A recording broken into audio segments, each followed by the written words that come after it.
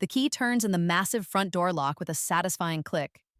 Reporters cluster behind me, cameras flashing as I stand on the steps of Blackwood Manor, my childhood home that my father sold to remodel for his new wife's walk-in closet and dressing room.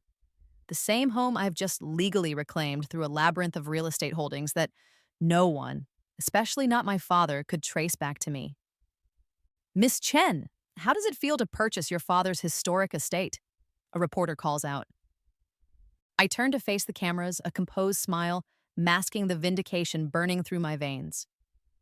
It's just business, I reply, echoing the exact words my father used when he told me, in my previous life, that my childhood bedroom no longer existed. It's just business, Eliza. The house needs modernizing, and that wing has been unused since you moved out. My father's words cut through me like a blade as I sit across from him at the gleaming mahogany dining table, the same table where my mother used to host family dinners before cancer took her just 8 months ago. Richard Chen, business tycoon and ruthless negotiator, looks at me not as his daughter, but as a minor stakeholder being informed of a decision already made. Unused?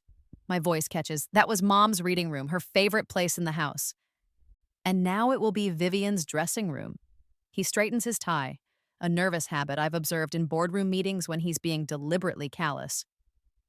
The architect says the East Wing has the best natural light for a proper closet setup. Beside him, Vivian, his new wife, 30 years his junior and former personal shopper to Manhattan's elite, reaches out to touch my hand. I pull back before she makes contact. Eliza, sweetie, she coos, her voice dripping with artificial sympathy. I know change is hard, but this house is so dated. Richard deserves a home that reflects his success. This house has been in our family for 3 generations, I say, struggling to keep my voice steady. Those rooms hold all my memories of Mom. Memories don't pay property taxes, my father says flatly, and sentimentality is a luxury I can't afford in business or real estate. This isn't real estate. This is our home. Correction, my home. His tone turns icy, which you haven't lived in for years. Because I was at college, then grad school, then working in the company you always said would be mine someday. Vivian shifts uncomfortably, exchanging a quick glance with my father that sends chills down my spine.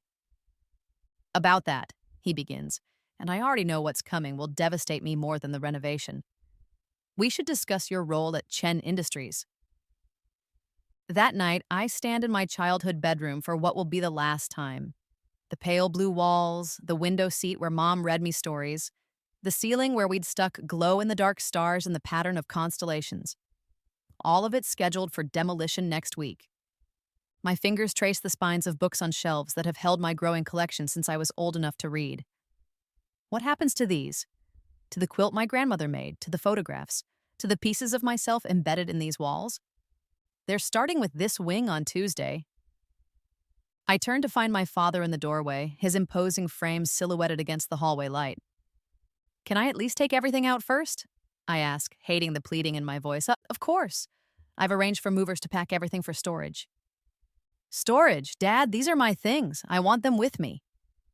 He sighs, impatient. Your apartment is barely 600 square feet. Where would you put all this? That's not the point. The point, Eliza, is that you need to accept change. Your mother's been gone almost a year. I've moved forward. The company is moving forward. He crosses his arms. It's time you did the same. By erasing her, by erasing me. Don't be dramatic. No one's being erased. But as I look around at the room that shaped me, that held my dreams and fears and hopes, I know he's lying. This isn't about renovations or modernizing. This is about removing every trace of the life he had before Vivian. 3 days later, I stand in the driveway watching movers carelessly box my belongings. Vivian supervises with a clipboard, directing which items go to storage and which to donation. These books are taking up far too many boxes, she tells the foreman. Maybe keep 1 box of the nicer editions and donate the rest. Those are first editions, I interject, stepping forward. Some were my mother's from college. Vivian's smile doesn't reach her eyes. Of course I didn't realize. We'll store those. But when she thinks I'm not looking, she marks several boxes for donation anyway. That evening, after a tense dinner where Vivian proudly shows my father her renovation sketches, I retreat to the garden, the one place still untouched by her influence. The roses my mother planted bloom in moonlight, their scent wrapping around me like her embrace. My phone rings. Bradley, Vivian's son from her previous marriage, calling to check in. I let it go to voicemail. His sudden interest in my well-being coincided precisely with his mother's marriage to my father. At 25, Bradley has never held a real job, drifting between failed startups funded by a series of his mother's boyfriends. Now he has his sights set on Chen Industries, dropping hints about his business acumen and fresh perspectives at every opportunity. My father, blinded by Vivian, actually seems to be considering bringing him in.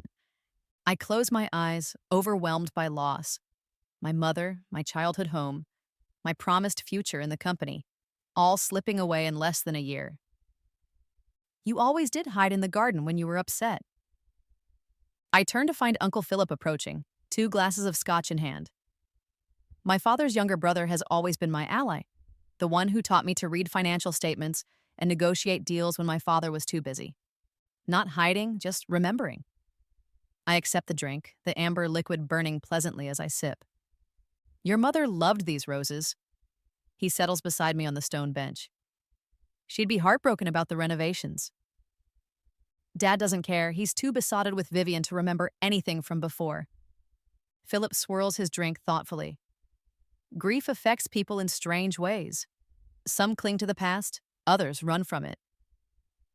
He's not just running, he's burning it down and salting the earth. A long silence stretches between us before Philip speaks again. I tried to talk to him about the East Wing, suggested converting the guest rooms instead. And he said the decision was final, business considerations. I laugh bitterly. What business considerations apply to a closet? Vivian's been appointed to the hospital charity board. Apparently, she needs a suitable space to prepare for fundraising galas. Philip drains his glass. Your father seems to think her social connections justify the investment. Investment. The word tastes sour. That's how he sees everything now? Not everything, Eliza. He still sees you as his daughter. Does he? Because it feels like I'm being systematically removed from every aspect of his life. Philip puts his hand on my shoulder. Give it time. This infatuation with Vivian will fade.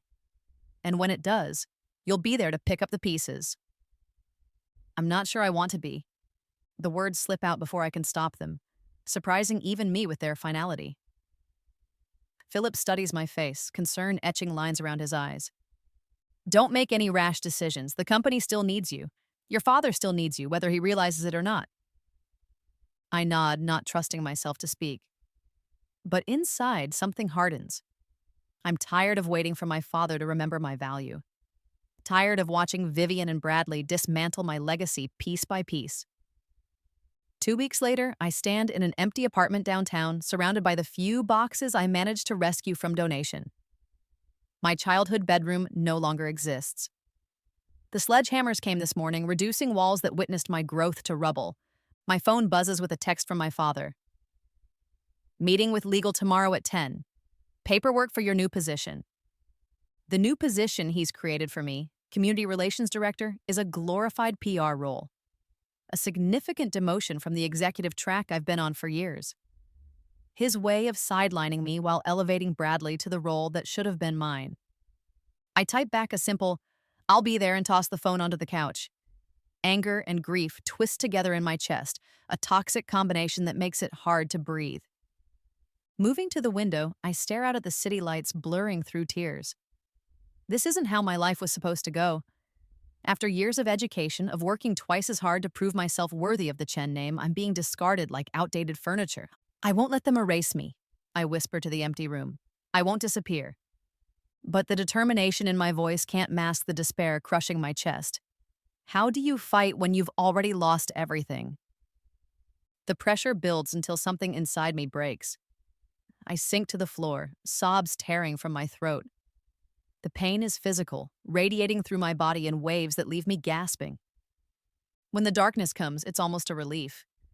I wake with a gasp, disoriented by sunlight streaming through unfamiliar curtains. My head pounds as I struggle to sit up, trying to place my surroundings. This isn't my downtown apartment.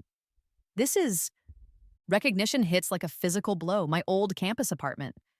The same faded IKEA furniture, the same psychology textbooks stacked on the desk. Impossible. I stumble to the bathroom, flipping on the light to find a younger version of myself staring back from the mirror. No fine lines around my eyes, no subtle highlights in my hair. My hands shake as I grab my phone from the bedside table. The date can't be right. October 15th, 2018. 5 years ago. Before my mother's diagnosis, before Vivian, before I lost everything. A text notification appears, meeting Dr. Wilson at 2 about thesis proposal. Don't forget, my thesis advisor, from my final year of graduate school, the meeting where I decided to focus on business psychology instead of clinical practice. The choice that led me back to Chen Industries. This can't be happening. People don't just wake up in the past. I must be dreaming or having some kind of breakdown. The phone rings in my hand, my mother's smiling photo appearing on the screen. My mother, who in this timeline is still alive. Mom?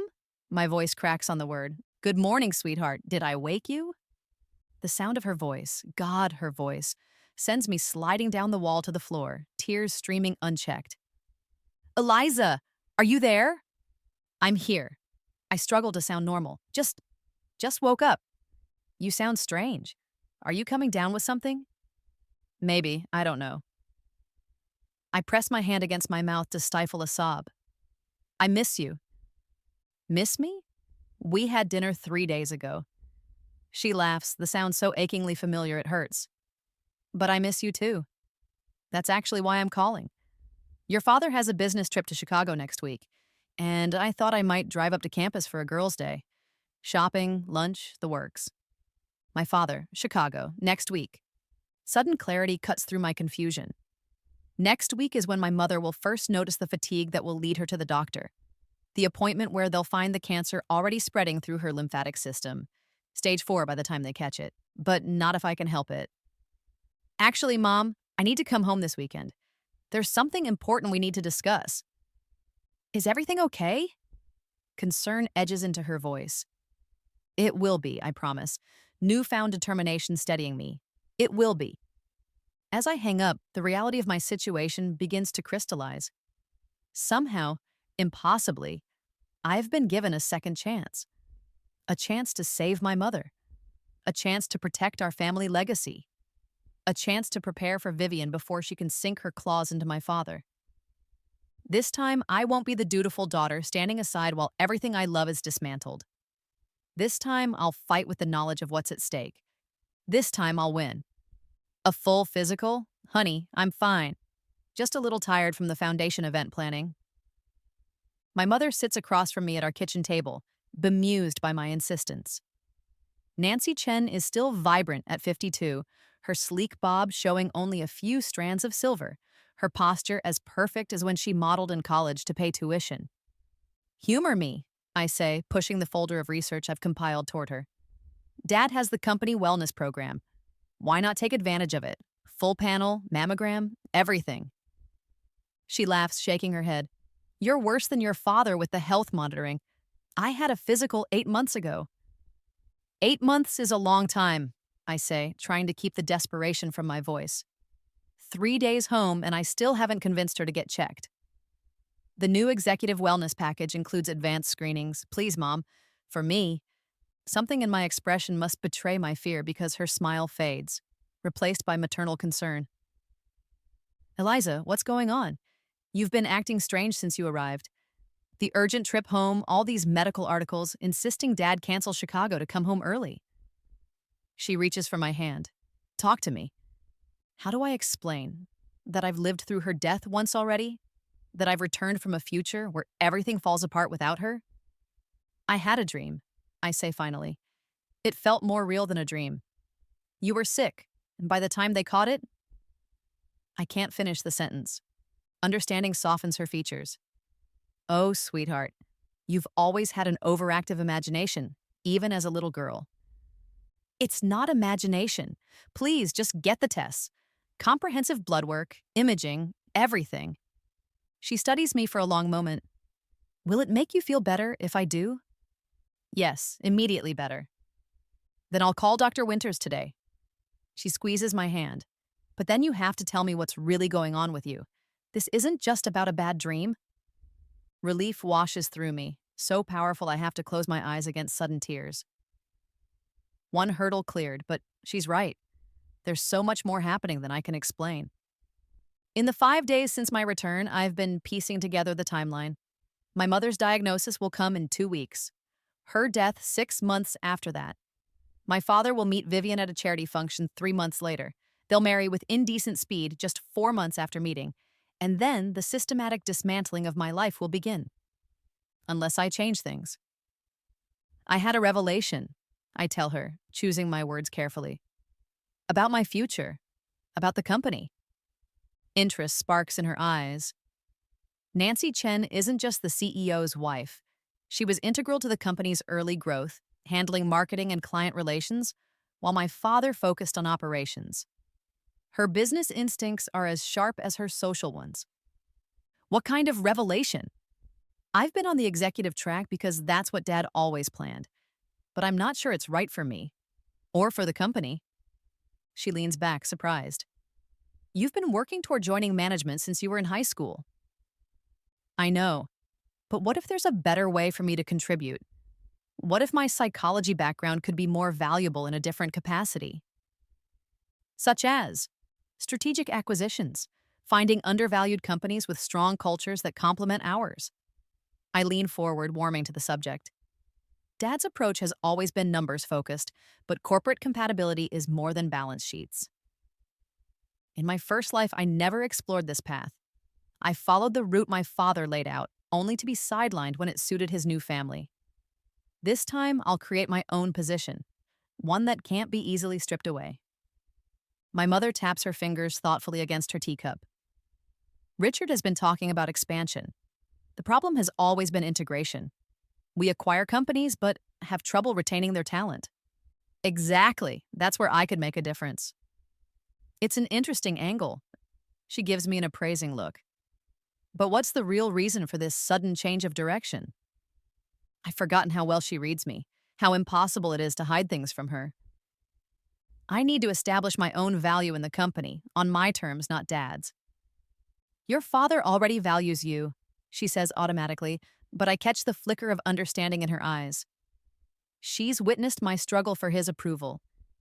He values the idea of me following his exact footsteps, but that makes me replaceable. I need to be essential. I meet her gaze directly. I need to secure my place. She's silent for a long moment, processing what I'm not saying. Finally, she nods once, decisively. I'll speak to your father, but Eliza, her eyes hold mine. Don't let fear drive your decisions. Whatever you're afraid of losing, remember that nothing is permanent. Not position, not wealth.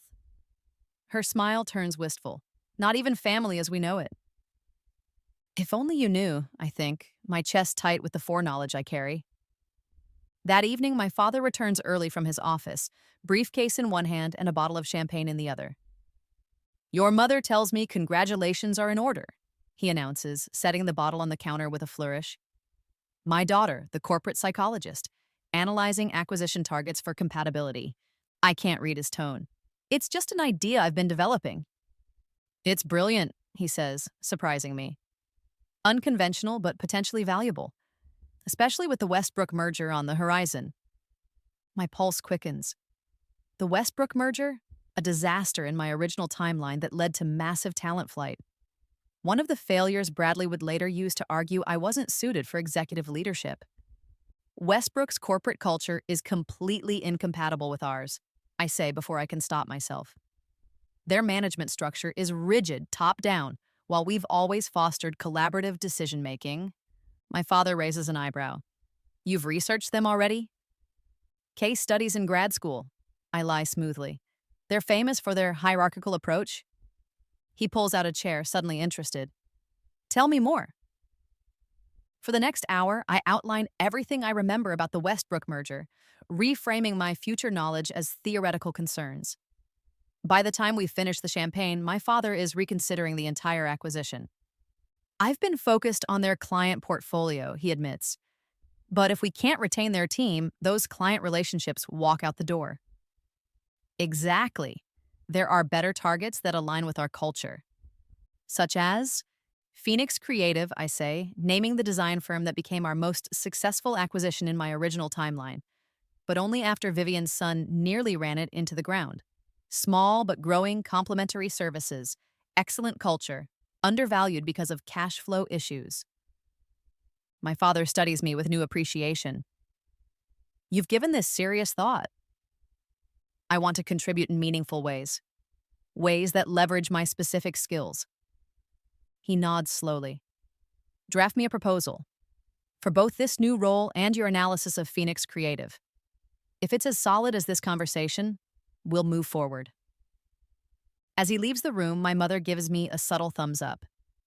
First victory secured, establishing my unique value to the company before Vivian and Bradley can position me as expendable. 2 days later, my mother calls while I'm back at my campus apartment. Dr. Winters had a cancellation. I had the test done this morning. Her voice is casual, but something in it makes my stomach clench. All of them? Blood work, mammogram, everything. Yes, the works. They're rushing the results for me. A pause.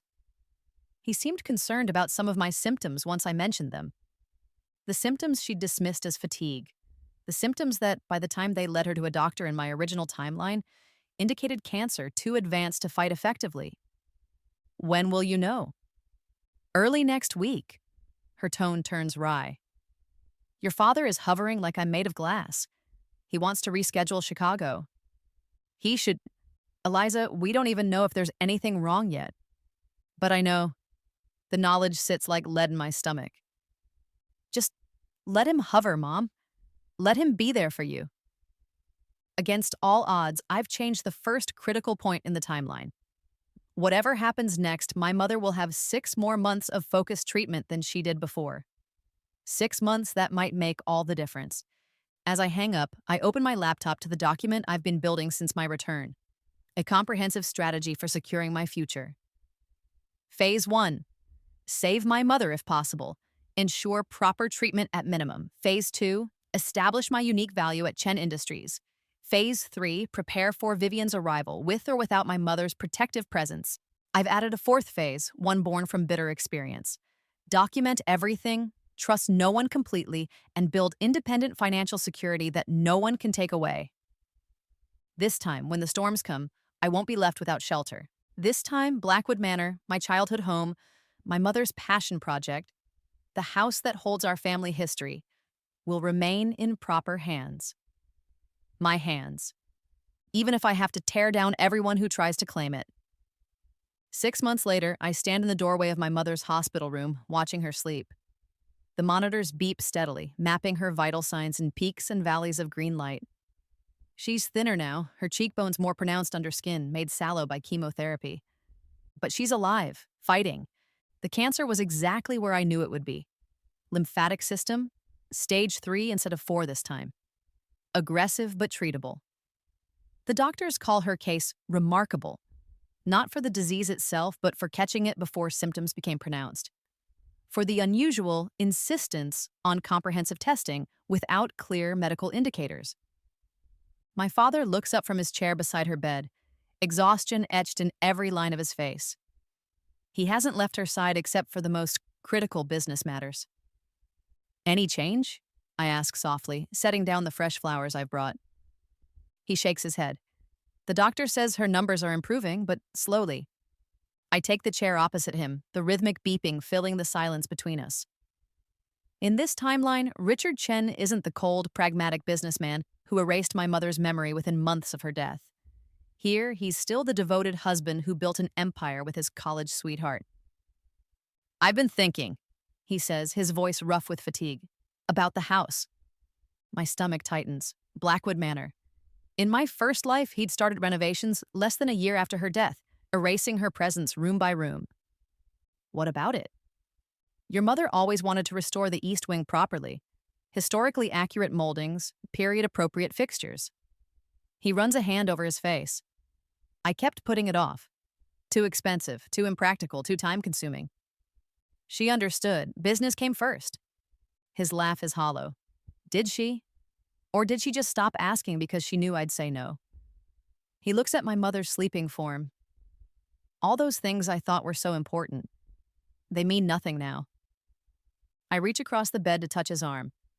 This version of my father, vulnerable, reflective, is unfamiliar territory. She'll be there to oversee the renovations herself, I say, with more confidence than I feel. When she's stronger. He nods, more to himself than to me. I've already called the historical preservation architect she wanted. The one who did the Harriman estate? My breath catches. In my first life, that architect's plans were the first things Vivian discarded. She'll love that, I manage. I should have done it years ago, should have made the time. This moment crystallizes the difference between my two timelines. In this one, my father confronts the possibility of loss with regret for what he didn't do. In the original timeline, he processed grief by erasing every painful reminder. I wonder what changed him so fundamentally the first time around. Was it simply Vivian's influence? Or something deeper? A complete break with the pain of the past. My phone vibrates with a text. I check it discreetly, expecting a message from the office. Instead, I see a name that makes my blood run cold. Bradley Wilson requests to connect with you on LinkedIn. Bradley, Vivian's son, here, now, months before they should enter our lives. I stare at the notification, my mind racing. In my original timeline, Bradley appeared only after his mother married my father. So why is he reaching out now? Has something fundamental shifted in my new timeline? I type his name into the search bar, pulling up a profile that shouldn't exist in my world yet. Bradley Wilson, 25, business development at Phoenix Creative, the company I've been pushing my father to acquire. Phoenix Creative, the design firm that became our most successful acquisition in my original timeline. But only after Vivian positioned her son in management. My hands shake as I dig deeper. Bradley has been with Phoenix for 4 months, exactly when I first suggested the acquisition to my father. This can't be coincidence. Eliza, are you all right? You look like you've seen a ghost. My father's voice breaks through my spiraling thoughts. I force a smile. Just work, nothing important. But it is important. It suggests a terrifying possibility. I'm not the only one who remembers the future. Bradley Wilson, let me check. Annie, my father's assistant of 15 years, types the name into her database. No record of any contact with Chen Industries. Should there be? I lean against her desk, keeping my voice casual. He works for Phoenix Creative. I thought he might have reached out during the preliminary acquisition discussions. Not according to my records, and your father copies me on all acquisition correspondence. She looks up, curiosity in her eyes. Is there a problem with him? Not at all, just doing my due diligence. Annie has been my ally since I was tall enough to peer over her desk.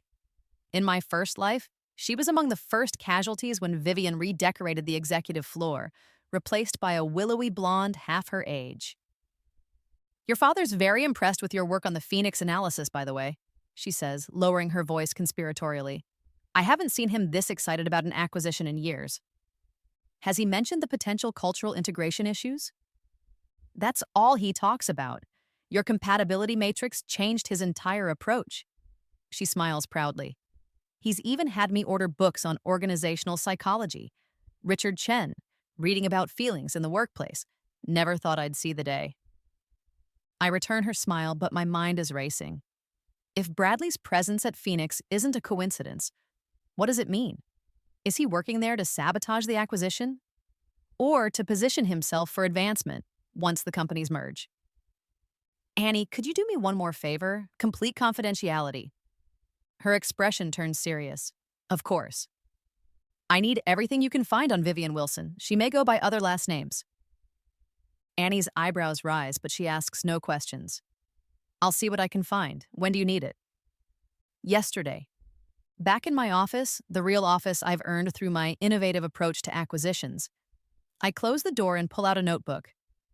Old school, no digital trail. In it, I've been mapping the changes between my timelines. 2 columns, original timeline and new timeline. Original, mom dies without treatment, January 2019. New, mom diagnosed early, receiving treatment, October 2018. Original, dad meets Vivian at hospital fundraiser, April 2019. New, no contact with Vivian yet. Original, I work in executive development, sidelined after Vivian arrives. New, I create new role in strategic acquisitions, establishing unique value. Original, Phoenix Creative acquired after Dad marries Vivian, Bradley installed in management. New, Phoenix acquisition in progress, Bradley already employed there. The pattern is clear. Everything with my mother and my career is accelerated in my favor. Everything with Vivian and Bradley is mysteriously aligning earlier than before. If this were chess, I'd say an unseen opponent is making countermoves. My office phone rings, startling me from my thoughts. My father's extension. Can you come to the conference room? There's someone I'd like you to meet. The hairs on my neck stand up. Who? The CEO of Phoenix Creative. He brought his business development director. I think you'll want to be part of this conversation. My heart pounds as I walk down the corridor. It's too soon for this meeting. In my careful plan, we'd have weeks more preparation before formal discussions began. I push open the conference room door and freeze. My father sits at the head of the table, animated in conversation with James Phoenix, the founder I remember from my original timeline. But it's the third person in the room who steals my breath. A young man with carefully tousled hair and an expensive watch that is just a little too flashy for a business meeting. Bradley Wilson looks up, his practiced smile faltering for just a moment when our eyes meet. A flicker of something passes across his face. Recognition? Wariness? Ah, here she is, my father says, rising. James, Bradley, this is my daughter, Eliza Chen, the architect of our acquisition strategy. I extend my hand, keeping my expression neutral as Bradley takes it. His grip is firm, his smile reset to its default charm. Eliza, I've heard so much about you. The familiar voice sends a chill down my spine. Funny, I reply, my tone light despite the thundering of my heart. I've been hearing about you too. Something passes between us in that moment. An acknowledgement, a challenge. This isn't our first meeting, even though it should be. Bradley Wilson remembers me. He remembers. I paced the length of my mother's hospital room, unable to sit still. I saw it in his eyes. He recognized me. My mother watches me from her bed, stronger today, sitting up with color in her cheeks. Eliza, how could he remember you? You've never met before. I stop pacing, suddenly aware of how I sound. I can't tell her the truth, that in another life, her death set in motion a chain of events that led to this man becoming my stepbrother and business rival. That somehow, impossibly, he seems to have returned to the past just as I have. Online research, I amend quickly. I've been studying Phoenix's team for the acquisition. His LinkedIn profile, company bio. I recognize him from photos. She doesn't look convinced, but her illness has made her less inclined to press for full explanations. A small mercy. What concerns you about him? She asks instead. I choose my words carefully. His background doesn't match his position. 5 different jobs in 3 years before Phoenix, none in creative services. Now suddenly he's business development director at a company we're looking to acquire. You think he's there because of us? Because of the acquisition? I think it's too convenient. I resume pacing. Dad's completely charmed by him, already talking about his fresh perspective and millennial market insights. My mother's eyes narrow slightly, the expression she gets when her business instincts are triggered. Despite her illness, her mind remains sharp as ever. Your father can be impulsive with people he likes, she says thoughtfully. It's why I usually handle the relationship assessment side of acquisitions, which you can't do right now. She straightens against her pillows. Not from this bed, no. But I'm not dead yet, Eliza. The words hit me like a physical blow. In my original timeline, by this point, she was. I didn't mean, I know. Her voice softens. But I can still contribute. Bring me the Phoenix files, the personnel backgrounds, the meeting notes. Let me see this Bradley person through your father's eyes. Relief washes through me. This is what I've missed. My mother's perspective, her uncanny ability to read people's motivations. I'll bring everything tomorrow, I promise. And Eliza? She fixes me with the penetrating look that has always been able to see through my defenses. Whatever you're not telling me about this situation, Whatever has you wound so tight, I trust you have your reasons, but remember that fear makes for poor strategy.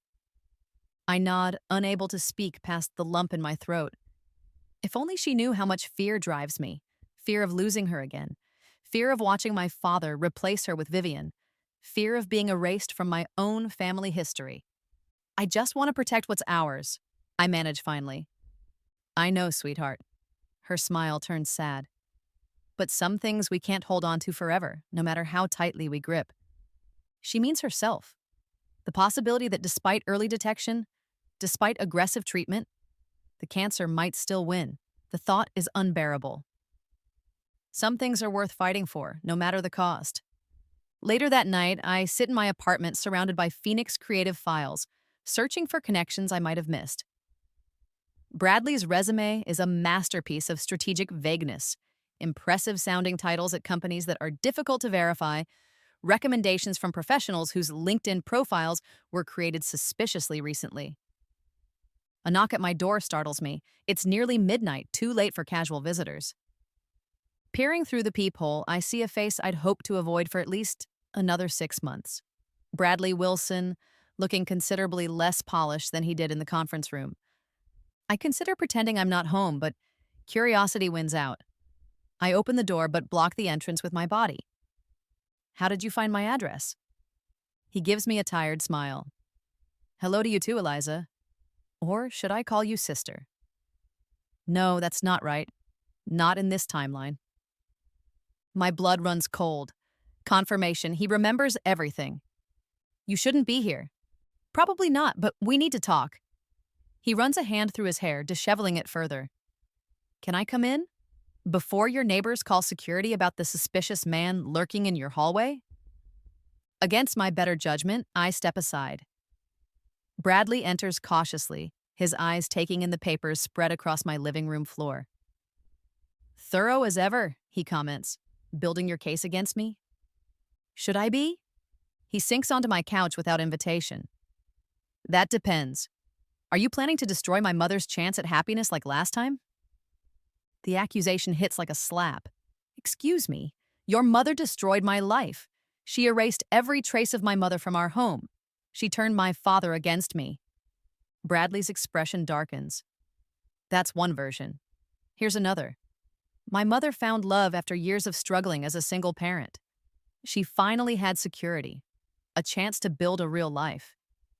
And you, his voice hardens. You resented every moment of her happiness. The role reversal is dizzying. In my memory, I'm the victim. In his, I'm the villain. Your mother pushed me out of my own family company. She sold my childhood bedroom fixtures at auction. Your father made those decisions, Eliza, not my mother. Bradley leans forward. She tried to include you. You rejected every overture. Overtures? I laugh bitterly. Like when she accidentally broke my mother's antique vase? Or when she told my father I was too emotional for executive leadership? You were too emotional. You opposed every change, sabotaged every attempt to modernize the company. Your father saw it. Everyone did. We stare at each other across my coffee table, two people with completely different memories of the same events. Or perhaps not so different, just viewed through opposing lenses. Why are you here, Bradley? What do you want? He exhales slowly. I want what I wanted before everything went to hell. A chance for my mother, a place in the company, a family. And I'm supposed to just step aside? Let history repeat itself? No. He meets my eyes directly. I'm proposing a truce, coexistence. There's room enough in Chen Industries for both of us if we stop trying to destroy each other. I study him skeptically. The Bradley I remember was ruthless in his ambition, willing to undermine me at every turn. Why should I trust you? Because we're the only two people who remember. The vulnerability in his voice seems genuine. Don't you get it? Something brought us both back, gave us both another chance. What if we're supposed to do it differently this time? The thought has occurred to me in my darkest moments. What if my return isn't just about saving what I lost, but about finding a better path? Your mother isn't even in the picture yet, I point out. I've changed that timeline completely. Bradley smiles wryly. Have you?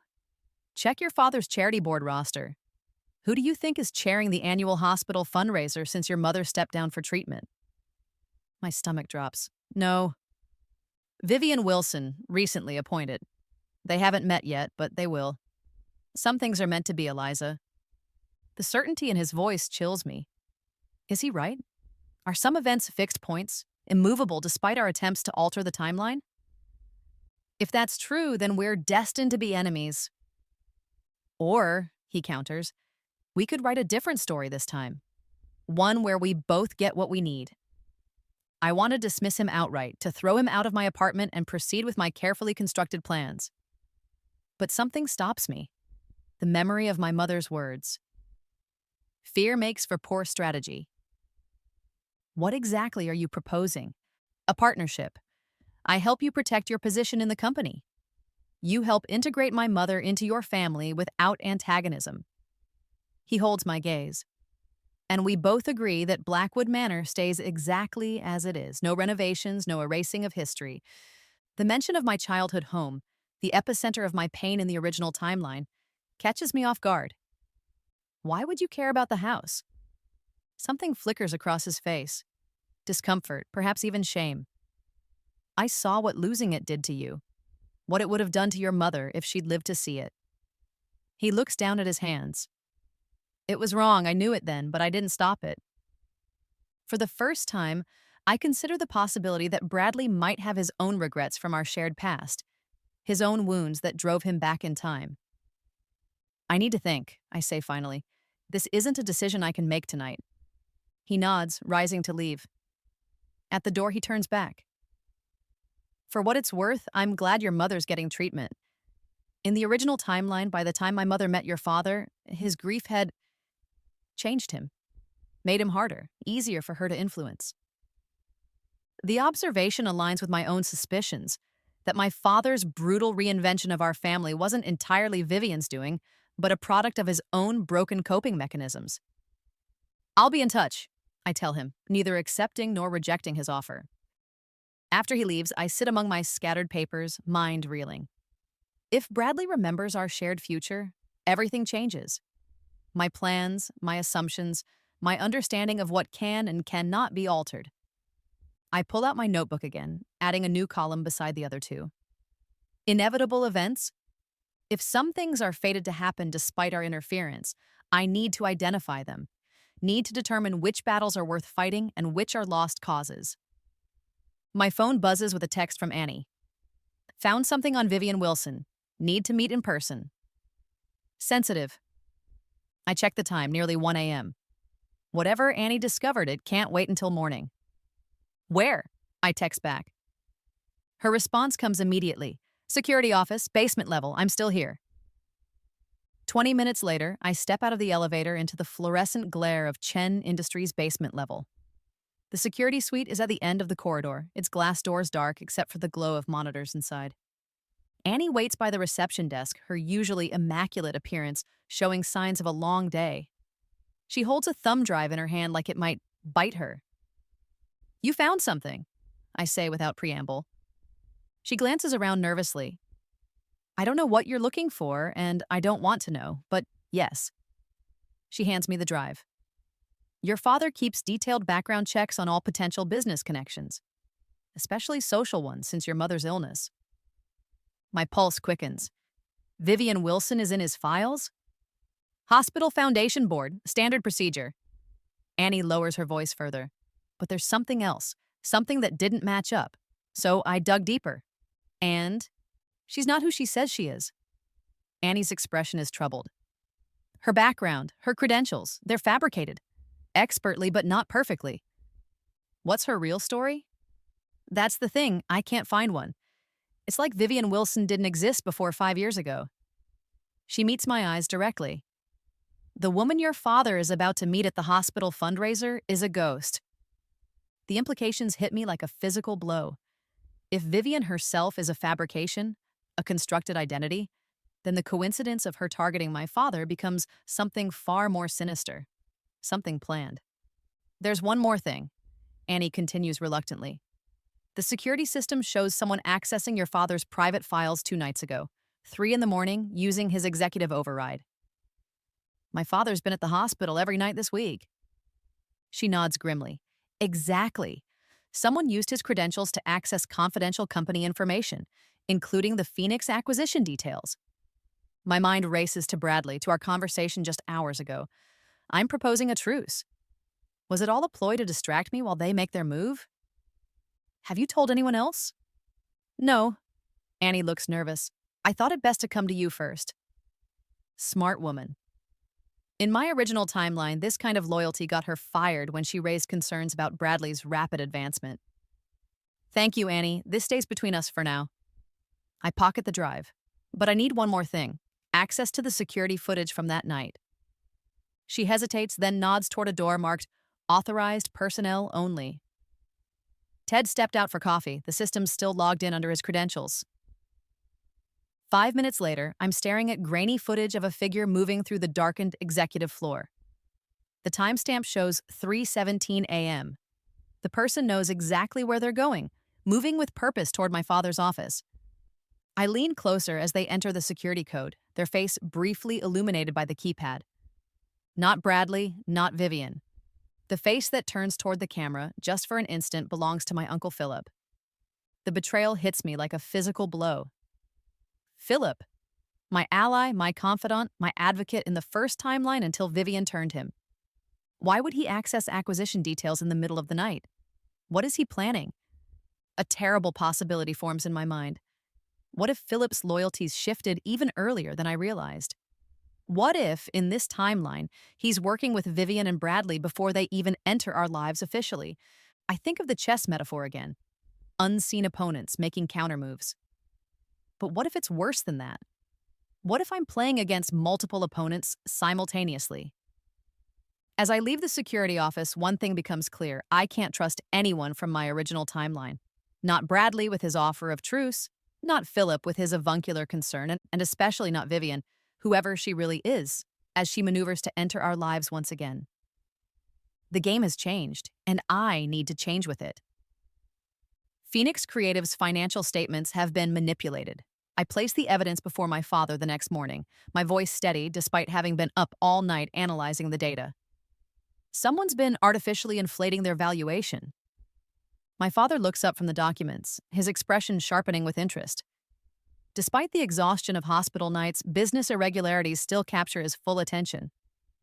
How did you find this? Discrepancies in their client billing versus reported revenue. They're claiming income from projects that don't exist. I point to the highlighted figures. It's subtle, but it's there. He studies the numbers, frowning. This would make the company worth nearly 30% less than their asking price. Exactly. Someone's been preparing them for acquisition by making them look more valuable than they are. His eyes meet mine, a question forming. Someone inside Phoenix? Or someone who benefits from us overpaying? I let the implication hang between us. My father leans back, his expression hardening into the shrewd businessman I know so well. You think this is corporate espionage? Someone targeting Chen Industries through this acquisition? I choose my next words carefully. I think someone close to us might be working against our interests. Who? The temptation to name Philip is overwhelming. To show him the security footage, reveal the midnight access to confidential files.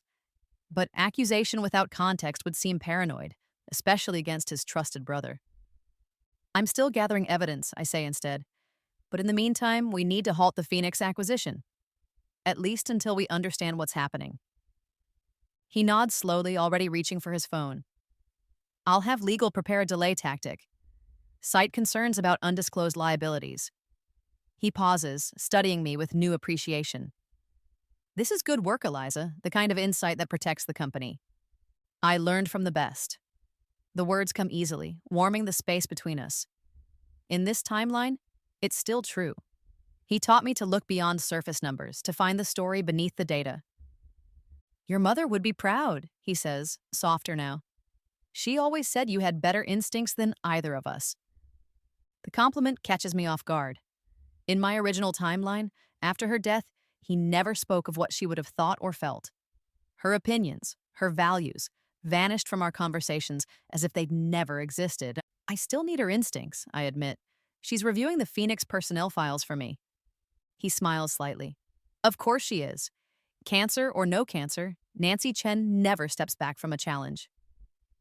We share a moment of understanding, recognition of her strength, her determination, the qualities that might save her life this time around. I should get to the hospital, he says, gathering his things. Legal will be in touch about Phoenix. As he reaches the door, he turns back. The charity gala is next week, the hospital fundraiser. Your mother insists I attend. Represent the family while she's in treatment. His expression clouds. I'd rather be with her, but she's adamant about maintaining our community commitments. My pulse quickens. The fundraiser, where, in my original timeline, he met Vivian. Where everything began to unravel. I'll go with you, I say quickly. Help shoulder the social obligations. Relief crosses his face. Would you? It would be good to have you there. Of course. I keep my voice casual despite the urgency humming through me. What's family for? After he leaves, I sink into my chair, mind racing. The fundraiser is happening despite my mother's illness. Vivian has positioned herself as chair of the event. The collision course is still in motion, just with different players in place. Bradley was right about one thing. Some events seem determined to occur despite our interference. The question is whether their outcomes are equally fixed. My phone buzzes with a text from an unknown number. We need to talk. Your uncle made his move. B to Bradley. Somehow he knows about Philip. I hesitate, then respond. Blackwood Coffee Shop, 30 minutes. Whatever game we're playing, it's time to understand all the pieces on the board. Bradley is already waiting when I arrive, tucked into a corner table with his back to the wall and 2 coffees on the table. The defensive posture of someone who expects enemies. Your uncle accessed the Phoenix files, he says without preamble as I sit. He's working with someone outside the company, someone who wants the acquisition to go through at an inflated price. How do you know this? Because I've been watching him since we came back. He pushes one of the coffees toward me. In our original timeline, he was the one who suggested my mother for the hospital board after yours stepped down. He engineered their meeting. The revelation slots into place with terrible clarity. In my first life, I'd assumed Vivian pursued my father independently. The idea that it was orchestrated, that Philip played matchmaker, adds a new dimension to the betrayal. Why, I ask, struggling to make sense of it. What does Philip gain from this? Bradley's expression is grim. Money, power. The same things he got last time when my mother appointed him CFO after your father's retirement. The position that should have been mine. The role I was being groomed for until Vivian and Bradley arrived. I stopped the acquisition, I tell him. Exposed the financial manipulation to my father this morning. Surprise flickers across his face, followed by something that might be respect. Faster than I expected, but it won't be enough. They'll find another way in. He hesitates, then seems to make a decision.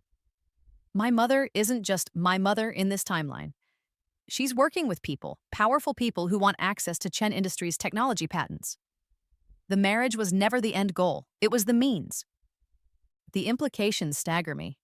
My father's company specializes in security infrastructure, systems that protect everything from corporate data to government facilities. In the wrong hands, that technology could be devastating. You're saying this was corporate espionage, that your mother is an operative, yes. The admission seems to cost him. I didn't know until after your father died in the original timeline, when I found documents she'd been transmitting offshore. By then it was too late. The damage was done. My father died? The revelation hits me like a physical blow. In my original life, I never saw past my own losses to what might have followed. I'd assumed my father lived on with his new family, prospering without me. How? My voice catches. How did he die? Heart attack, officially. Bradley's expression darkens. Convenient timing, just after he began questioning some of her private financial transfers. The coffee turns bitter in my mouth. Not just my mother, but my father, too.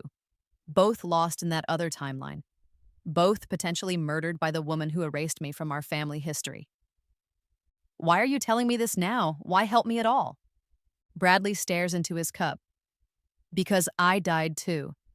After I confronted her with what I'd found. His voice drops to nearly a whisper. My own mother. She looked me in the eyes and served me wine she'd prepared herself. The horror of it steals my breath. Bradley didn't come back to protect his mother's chance at happiness. He came back to stop her, to prevent the destruction she caused.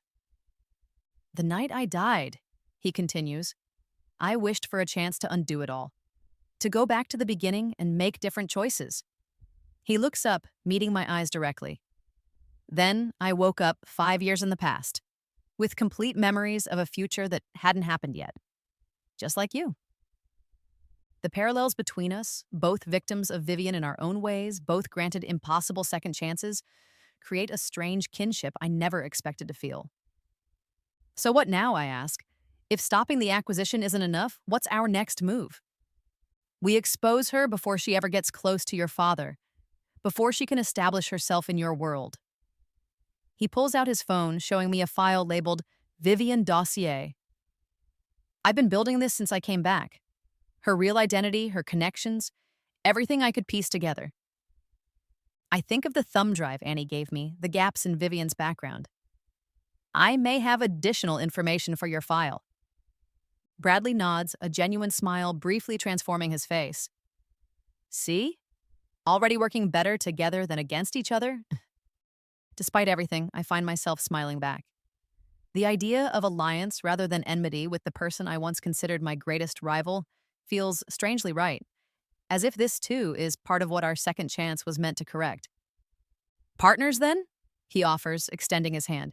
At least until the threat is neutralized? I study him for a moment, searching for deception, but all I see is the same haunted determination that drives me, the need to prevent a future we both remember too well. Partners, I agree, taking his hand. But if you betray me, I won't. The certainty in his voice is compelling. We're the only two people who know what's at stake, the only ones who can stop it. As our hands separate, my phone lights up with a message from my father. Legal ready with acquisition delay. Meeting with Phoenix tomorrow to present concerns. Bring your evidence. I show Bradley the text, a small test of our new alliance. I'll need everything you have on the financial manipulation. The more detailed, the better. He nods, already pulling documents from his bag. I've been gathering evidence for months, waiting for the right moment. As we spread papers across the small coffee shop table, heads bent together over damning financial records, I'm struck by the strangeness of our situation. In another life, we were bitter enemies maneuvering against each other for position and influence. Now we're conspirators, united against a common threat. A threat wearing the face of his mother and my would-be stepmother. She won't stop, Bradley says quietly, as if reading my thoughts. Even if we block this approach, she'll find another way to your father, to the company. Then we'll be ready. I meet his gaze steadily, and this time, she won't succeed. For the first time since waking up in the past, I feel the weight of isolation lifting. Whatever happens next, I'm no longer fighting alone. And with two sets of future memories guiding our actions, perhaps we can rewrite the story completely. Not just for ourselves, but for everyone we lost the first time around. You've got to be kidding me. My father slams the folder shut, his face flushed with anger. They thought we wouldn't catch this level of manipulation? What kind of amateurs are we dealing with? James Phoenix shifts uncomfortably in his chair, while the Phoenix creative CFO stares at his folded hands. Bradley, sitting beside them as business development director, maintains an expression of shocked concern that I know is entirely manufactured. We're in my father's conference room, halfway through what was supposed to be a routine pre-acquisition meeting, until I presented our findings on Phoenix's falsified financials. Mr. Chen, James begins, his voice strained, I assure you, I had no knowledge. Save it. My father cuts him off with a sharp gesture. Either you knew and you're complicit, or you didn't know and you're incompetent.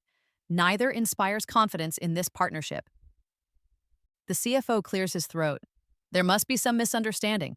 Our accounting practices are fraudulent, I interject, sliding specific documents across the table. Client invoices that don't match reported revenue. Projects listed as completed that never existed. Shall I continue? My father glances at me with approval before turning back to the Phoenix team.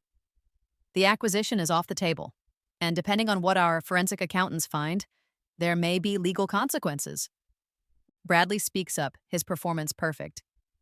Mr. Chen, Miss Chen, I only joined Phoenix recently, but I'm as shocked as you are. He turns to James with convincing disappointment.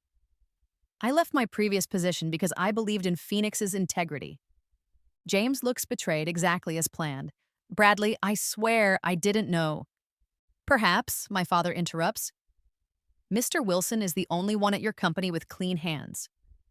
He nods to Bradley. Your analysis of the market opportunities impressed me, despite your company's creative accounting. I have to admire Bradley's strategy. By positioning himself as the unwitting newcomer, he's created the perfect exit route from Phoenix while establishing credibility with my father. Just as we planned. We're done here, my father announces, standing. My legal team will be in touch. As the Phoenix executives file out, shoulders slumped in defeat, Bradley hangs back just long enough to catch my eye. A subtle nod passes between us. Phase 1 complete. My father waits until the door closes before letting out a long breath. Vultures, he mutters. Trying to unload a failing company at a premium? He turns to me, genuine pride in his eyes. Outstanding work, Eliza. You just saved the company millions. Just doing my job, I reply, though the praise warms me. In my original timeline, I never earned this kind of recognition from him. Not before Vivian redirected his attention, his affection, his trust. Your job, he echoes, smiling slightly. The one you created for yourself. He gathers his papers, his movements precise, despite his obvious anger. Join me for lunch? Your mother's having a good day. Thought we might surprise her. 20 minutes later, we're walking through antiseptic hospital corridors, carrying takeout from my mother's favorite Vietnamese restaurant. My father's earlier fury has mellowed into thoughtful silence. Something on your mind? I ask as we near her room. He slows his pace. That young man from Phoenix, Wilson. There was something familiar about him. My pulse quickens. Familiar how? Can't place it. He shakes his head slightly. Reminded me of someone I've met before. I force a casual tone. He seemed sharp. Unfortunate he aligned himself with a dishonest company. Indeed. My father's expression turns calculating. The look he gets when considering a business opportunity. Might be worth keeping an eye on his next move. Talent like that shouldn't go to waste. Before I can respond, we reach my mother's room. She's sitting up, color in her cheeks, hair neatly styled despite the hospital setting. The sight of her, alive, alert, fighting, still catches me off guard sometimes. A miracle I never thought I'd witness. Two of my favorite people, she greets us, setting aside a stack of papers. And carrying contraband food, no less. I'm a lucky woman. My father's entire demeanor softens as he leans down to kiss her. How's my fighter today? Better. Dr. Winters says the latest numbers are encouraging. She gestures to the papers beside her. And I've been productive. Those Phoenix personnel files were illuminating. My father raises an eyebrow as he unpacks the food. You're about 6 hours behind. The acquisition's off. Eliza caught them cooking the books. My mother doesn't look surprised. I suspected as much from the personnel structure. Too many recent executive changes. Too many gaps in the organizational chart. She gives me an approving nod. Though I was more concerned about something else. What? I ask, suddenly alert. Their business development director, Bradley Wilson. She locates a specific page in her stack, handing it to my father. His background check is troubling. Previous employment dates don't verify. References don't exist. Academic credentials are questionable at best. My father frowns as he reviews the information. A complete fabrication. More than that, my mother continues, his emergency contact is listed as Vivian Wilson, with a note that they're estranged. I had Annie run a basic check on her as well. She meets my eyes meaningfully. Guess who chairs the hospital fundraiser you're attending this week? The pieces click into place with awful clarity. Despite our disruption of the Phoenix acquisition, Vivian is still maneuvering toward my father, just as Bradley warned she would. I need to make some calls, my father says, already reaching for his phone. If Wilson misrepresented himself to this extent, Richard. My mother's voice stops him. Let Eliza handle this. You hired her for exactly this kind of situation. He hesitates, then nods. You're right. This is precisely her domain. He turns to me, all business now. I want a complete background on both Wilsons by tomorrow, and I want security informed about the fundraiser, no unexpected introductions. Consider it done, I say, already texting Bradley under the table. We've been made. Mother found discrepancies in your background. Need new approach. My mother watches me with that perceptive gaze that misses nothing. Something tells me you're already on it. I look up, meeting her eyes with a mix of guilt and determination. Just being thorough. Her smile is knowing. You always were 3 steps ahead of everyone, even as a child. She reaches for my hand. Just like me. Later, as my father steps out to take a call, my mother beckons me closer to her bed. There's something you're not telling us, she says quietly. Something about these Wilsons that has you truly worried. Not just professionally concerned. I hesitate, weighing how much to reveal. I have reason to believe they're targeting Chen Industries specifically, that Phoenix was just a means to an end. Corporate espionage? Possibly worse. I lower my voice further. I think they're after Dad, using him to access company technology. Instead of dismissing my concerns, she nods slowly. The new defense system patents. They'd be worth billions on the black market. Her fingers tighten around mine. How certain are you? Certain enough to be doing everything possible to keep her away from him. My mother studies me intently. Her? You mean Vivian Wilson? I nod, unable to explain how I know, why I'm so sure. Then we'll stop her. The steel in my mother's voice reminds me of who she was before illness weakened her. The formidable strategist who helped build Chen Industries from the ground up. No one threatens this family. The fierce protectiveness in her eyes brings unexpected tears to mine. This, her strength, her unwavering support, is what I'd lost in my original timeline. What Vivian deliberately replaced with cold calculation and social ambition. We'll stop her, I agree, squeezing her hand. Together. The night of the hospital fundraiser arrives with a sense of impending collision.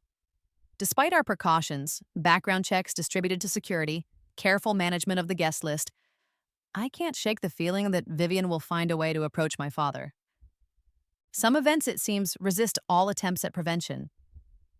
I adjust my mother's sapphire earrings, a borrowed token for courage. My reflection shows a version of myself I barely recognize. Confident, elegant, prepared for battle rather than blindsided by it. You look stunning, my father comments as we enter the hotel ballroom where the event is being held. Those are your mother's earrings. She insisted I wear them, said they matched my dress. They do. His smile is tinged with sadness. She should be here. She always handled these events better than I do. That's why I'm here, I remind him. Your social buffer. The ballroom gleams with wealth and influence. Manhattan's elite gathered to support cancer research with checkbooks and champagne. In another timeline, I skipped this event, buried in work while my newly widowed father attended alone. The perfect target for a predator like Vivian. Mr. Chen. A woman's voice cuts through my thoughts. Our generous sponsor. We're so honored you could attend despite your family's challenges. I turn to see her, Vivian Wilson, in the flesh. In this timeline, I'm meeting her months earlier than before, but she's exactly as I remember. Impeccably styled in a designer dress that manages to be both appropriate and eye-catching. Her smile practiced to the perfect degree of warmth. Miss Wilson. My father extends his hand professionally. Thank you for taking over the chairmanship. My wife speaks highly of your organizational skills. Nancy has been so gracious during the transition. Vivian's expression shifts to rehearsed sympathy. How is she responding to treatment? Positively, I interject before my father can be drawn into personal conversation. I'm Eliza Chen, by the way, Richard's daughter. Something flickers across Vivian's face as she takes my offered hand. Surprise, perhaps, at finding me firmly at my father's side. In the original timeline, we weren't introduced until after she'd already established herself in his life. Eliza, of course. Her recovery is seamless. I've heard wonderful things about your work at Chen Industries. Such a gift to have a daughter following in your footsteps, Richard. My father's hand settles protectively on my shoulder. Eliza's created her own path, actually, revolutionizing how we approach acquisitions and partnerships. The pride in his voice would once have meant everything to me. Now it's tactical advantage, demonstrating my value, my position, my place as his trusted advisor. Fascinating. Vivian's smile remains fixed while her eyes assess, recalculate. I'd love to hear more, perhaps over drinks. I'm hosting a small gathering after the formal program. Before my father can respond, I spot a familiar figure across the room, Bradley, moving purposefully toward us despite not being on the guest list. Dad, I say quickly, isn't that Congressman Davis by the bar? We should discuss the regulatory committee while he's here. My father follows my gaze, nodding. Good catch, Miss Wilson, if you'll excuse us. Of course, she concedes smoothly. Duty calls. We'll catch up later. As we move away, I glance back to see Bradley intercepting Vivian, his expression tight as he whispers something that makes her smile falter. Our coordinated defense, executing perfectly. Throughout the evening, we maintain the strategy. One of us always interrupting, redirecting, preventing any meaningful conversation between Vivian and my father. By the time the formal program concludes, frustration shows in the tightness around her mouth, the sharpness of her movements. I think we've made our contribution, my father says as the auction ends. Shall we make our exit? Relief floods through me. We've done it, navigated the entire event without giving Vivian her opening. Changed the timeline where she first captivated him with calculated charm and strategic sympathy. As we retrieve our coats, Bradley appears at my elbow, his expression grim. She's called in reinforcements, he murmurs, barely moving his lips. Uncle Philip just arrived. He's looking for your father. My stomach drops. Of course, if Vivian can't make the connection directly, she'll use her existing ally. The same man who introduced them in my original timeline. Dad, I begin urgently. We should... Richard, there you are. Philip's voice booms across the lobby. I thought I'd missed you entirely. My father turns, genuine pleasure replacing his social fatigue. Philip, what brings you to this gathering of checkbooks and small talk? I thought you had that poker tournament tonight. Finished early. Philip claps him on the shoulder, the picture of brotherly affection. Thought I'd swing by, see if you needed rescuing. His gaze shifts to me. Though it appears Eliza has that well in hand, I force a smile, hyper-aware of the game playing out. Uncle Philip, didn't expect to see you here. Full of surprises, that's me. His smile doesn't reach his eyes. Actually, there's someone I wanted to introduce you both to. A potential investor for the new security division. And there it is, the trap closing. In one smooth motion, Philip gestures toward the hotel bar where Vivian waits, perfectly positioned for a chance encounter outside the formal event. Richard! My mother's voice, clear and commanding, cuts through the tension. We all turn to see Nancy Chen striding through the hotel entrance, pale but determined in a simple black dress, her hospital bracelet still visible on her wrist. Nancy! My father rushes to her side, shock and concern warring on his face. What are you doing here? You should be resting. And miss seeing my husband in a tuxedo? She smiles, but her eyes are alert, scanning the room until they lock on Vivian. Besides, I owe my fundraising chair a proper thank you. Understanding passes between my mother and me in a single glance. She knows exactly what's happening, what we've been preventing all evening. Miss Wilson, my mother calls, her voice carrying with practiced authority. Come meet my husband properly. I believe you've only had the most fleeting of introductions. It's a masterstroke. By taking control of the introduction herself, my mother neutralizes Vivian's approach, transforms it from covert operation to supervised meeting. Vivian approaches, her expression a complex mix of emotions quickly masked by professional courtesy. Mrs. Chen, we weren't expecting you. How wonderful that you felt strong enough to attend. I have my moments. My mother's arm slides through my father's possessively. And I couldn't let the evening end without thanking you personally for stepping in during my treatment. Of course, anyone would have done the same. Not anyone. my mother corrects mildly. It takes a certain ambition to assume leadership so quickly. The subtle emphasis sends color rising to Vivian's cheeks. Beside her, Philip shifts uncomfortably, plans visibly derailing. We were just leaving, my father says, protectively drawing my mother closer. Eliza, would you bring the car around? I don't want your mother standing in this lobby any longer than necessary. Of course. As I move toward the exit, Bradley falls into step beside me, voice low. Your mother is formidable. She was always the strategist, I reply, unable to keep pride from my voice. Dad builds things, Mom protects them. No wonder my mother targeted her first in the original timeline. His expression darkens. She'd have recognized the greater threat immediately. The observation sends a chill through me. Of course, my mother's illness wasn't just tragic timing. It was tactical advantage. You don't think, I begin, the horrible possibility forming. I don't know. Bradley's face is grim, but I wouldn't put it past her. Outside, as we wait for the valet to bring my father's car, Bradley grips my arm urgently. They'll try again, he warns. Tonight was just one approach. There will be others.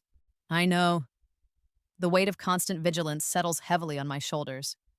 But we stopped this one. Thanks to your mother. He glances back toward the hotel entrance. Has she always been so perceptive? I follow his gaze to where my parents emerge, my father's arm supporting my mother's fragile frame, their heads bent close in conversation. Yes, I answer, remembering countless moments when my mother saw through pretenses, identified hidden agendas, protected our family from those who would exploit my father's more trusting nature. It's what made losing her so devastating the first time. She was our shield. Bradley nods thoughtfully, and now she's back in play. A variable my mother didn't anticipate. A variable we need to protect at all costs. I meet his eyes directly. If your suspicions about her illness are correct, then she's still in danger, he finishes. We need to be sure her treatment isn't compromised. The possibility that Vivian might have had something to do with my mother's cancer progression in the original timeline fills me with cold fury. It seems implausible, even for someone as calculating as Vivian has proven to be. Yet the timing was undeniably convenient for her plans. I'll arrange private security for her hospital room, I decide. People not connected to Chen Industries or the hospital foundation. Bradley nods approval. Smart. And I'll keep monitoring my mother's communications. If she's planning anything direct... Eliza? My father calls, approaching with my mother. Is everything all right? I paste on a reassuring smile. Just catching up with Mr. Wilson about the Phoenix situation. He's been very helpful in understanding what went wrong. My father studies Bradley with renewed interest. You seem to have more integrity than your former employers, Mr. Wilson. Please, call me Bradley. He extends his hand respectfully. And thank you. That means a great deal coming from you. My mother watches this exchange with sharp eyes, missing nothing. Perhaps you could join us for dinner later this week, Bradley. I'd be interested in hearing more about your background in business development, was it? The subtle emphasis makes her skepticism clear. Despite our careful planning, my mother remains suspicious of Bradley, as she should be, knowing only what the background checks revealed. I'd be honored, Mrs. Chen. Bradley maintains his composure perfectly. Though I'm afraid my background isn't as interesting as my future aspirations. And what might those be? She inquires, steel beneath her polite smile. He meets her gaze directly. To align myself with people of integrity. To build something meaningful. His voice drops slightly. To be part of a legacy worth protecting. Something shifts in my mother's expression. Not quite approval, but reassessment. She recognizes sincerity when she hears it, just as she detects falsehood. Well then, she says after a moment, dinner will be interesting indeed. As my parents' car arrives, I hang back briefly. She's testing you, I murmur to Bradley. I know. His smile is wry, and I wouldn't expect anything less. Watching my parents drive away, I'm struck by how dramatically this evening diverged from the original timeline. Instead of my father meeting Vivian alone, vulnerable in grief, he encountered her with both wife and daughter as protection. Instead of Philip successfully engineering their connection, he failed publicly. We've changed things, significantly, but as Bradley warned, they'll try again, and again, until they succeed or are permanently stopped. What now? I ask, suddenly exhausted by the perpetual chess game we're playing. Bradley's expression hardens with resolve. Now we go on offense. No more reacting to their moves. He checks his watch. My mother will be furious about tonight's failure. She'll be contacting her handlers, requesting new instructions. How do we intercept that? His smile is grim. Because I planted monitoring software on her devices months ago. We don't just know she'll make contact, we'll know exactly what she says and what they tell her to do next. For the first time, I feel a genuine shift in momentum. We're no longer scrambling to prevent history from repeating. We're actively reshaping it. Partners, I remind him, extending my hand. He takes it firmly. Partners. As we part ways, I glance back at the hotel where Vivian Wilson is undoubtedly already plotting her next approach. In my original timeline, she succeeded because I was unprepared, because my mother was gone, because my father was vulnerable, and none of those conditions exist now. This time, Blackwood Manor stays in the family. This time, my mother's reading room remains intact. This time, my childhood bedroom doesn't become another woman's closet. This time, I win.